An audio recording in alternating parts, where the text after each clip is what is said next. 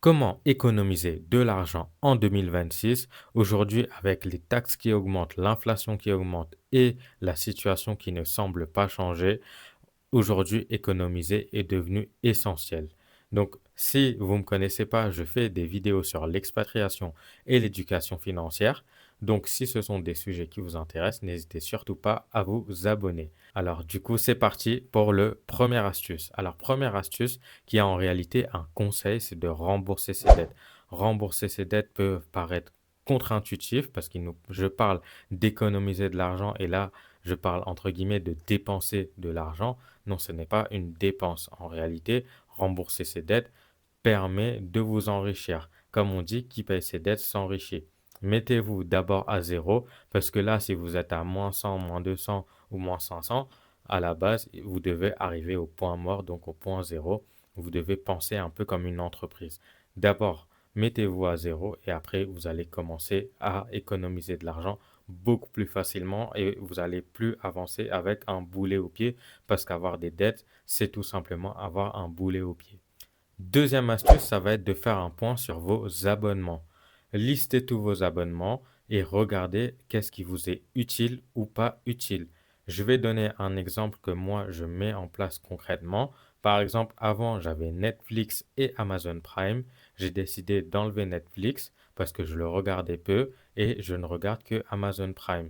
Ça me permet de faire mes achats sur Internet et d'un autre côté d'avoir accès aux films et aux séries d'Amazon Prime et ça me suffit largement. Encore une fois, c'est juste pour illustrer l'exemple, mais pensez à lister vos abonnements, analyser et regarder ce qui vous sert et ce qui ne vous sert pas. Parce que 10 euros, 15 euros sur le mois, ça fait 150, 180 euros à l'année. Donc, ce n'est pas négligeable. Troisième action, troisième astuce à mettre en place, ça va être de renégocier ces contrats téléphoniques. En effet, les contrats téléphoniques peuvent représenter une charge importante parce que on se dit, ah, mais c'est que 15, 20 euros, 25 euros. Mais pensez à renégocier, voire à comparer et même à changer de fournisseur. Parce qu'aujourd'hui, il y a pas mal de contrats téléphoniques et même sans engagement entre 3 à 10 euros qui font largement l'affaire et qui vous coûteront beaucoup moins cher. Donc pensez à renégocier si vous pouvez. Si vous ne pouvez pas renégocier, pensez directement à changer de fournisseur et aller vers un fournisseur qui ne demande pas d'engagement. Comme ça, vous pouvez modifier, changer quand vous voulez. Quatrièmement, renégocier ses contrats d'assurance. On arrive en début d'année bientôt, donc c'est le bon moment. Si ce n'est pas encore l'échéance, placez une date dans l'agenda pour aller renégocier vos contrats d'assurance selon l'assurance que vous avez.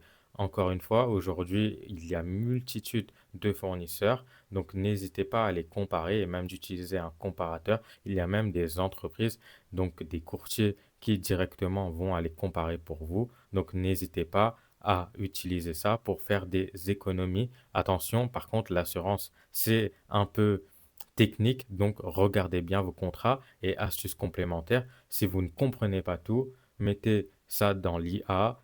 Il vous fera tout simplement une synthèse et vous donnera les points importants à retenir et les petits astérisques qui sont cachés en bas et qu'on ne voit pas dans les contrats. Donc vous pouvez tout simplement aller comparer, renégocier, faire synthétiser par l'IA et tout ça très rapidement pour ne pas vous faire avoir et utiliser le meilleur fournisseur au meilleur prix pour vous. Cinquième astuce, c'est de négocier, toujours renégocier ses contrats d'énergie cette fois-ci. Donc, après le téléphone, après les assurances, après les abonnements inutiles, on va s'attaquer à l'énergie.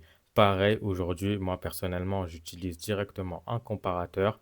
Je regarde, j'appelle ou il m'appelle, il me rappelle, il compare et il suffit de changer. C'est super simple, il n'y a aucun engagement sur l'énergie. En deux temps, trois mouvements, c'est fait et vous pouvez changer sans problème. Donc, renégocier ses abonnements, ses contrats de téléphone, ses contrats d'assurance et ses contrats d'énergie peut déjà vous faire gagner pas mal d'argent sur l'année parce que si vous avez réussi à renégocier par exemple pour 30 ou 40 euros sur l'année, ça peut vite faire 400, 500, 600 euros, même un peu plus. Donc, c'est pas mal du tout juste en renégociant et en changeant ou en changeant certains fournisseurs. Du coup, je tenais à vous remercier de rester jusqu'ici dans la vidéo. Donc, comme je l'ai dit au début de la vidéo, je vais vous donner deux astuces complémentaires. Donc, première astuce complémentaire, ça va être de préparer vos repas en avance. Donc, préparez vos repas en avance. Si par exemple vous dépensez entre 10 à 20 euros pour manger dehors, là, vous allez passer, on va dire, entre 3 à 5 euros assez facilement et ça vous permet justement de garder ces 5 à 10 euros dans votre poche et les économiser et les utiliser dans un objectif plus précis qui vous tient plus à cœur. Évidemment, ça demande un peu plus d'organisation, mais c'est pas si difficile que ça à mettre en place. Et si c'est trop compliqué et que vous mangez tout le temps dehors, eh ben commencez par déjà quelques repas et vous changez ça petit à petit. Et du coup, deuxième astuce complémentaire, ça va être d'acheter d'occasion. Vous pouvez acheter pas mal de choses sur Le Bon Coin ou Vinted qui sont de très bonne qualité, qui sont d'occasion presque neuves à des prix divisés par 2 ou par 3 assez facilement. Donc pensez à acheter d'occasion pas mal de choses. Vous allez voir que vous pouvez avoir des choses très intéressantes et c'est beaucoup plus facile à négocier qu'en magasin. Du coup, je tenais à vous remercier d'être resté jusqu'ici. Donc, n'hésitez pas à vous abonner à ma chaîne. Donc, il y a du contenu qui arrive très bientôt sur l'éducation financière, un peu de contenu aussi sur l'expatriation. Donc, on se voit très bientôt.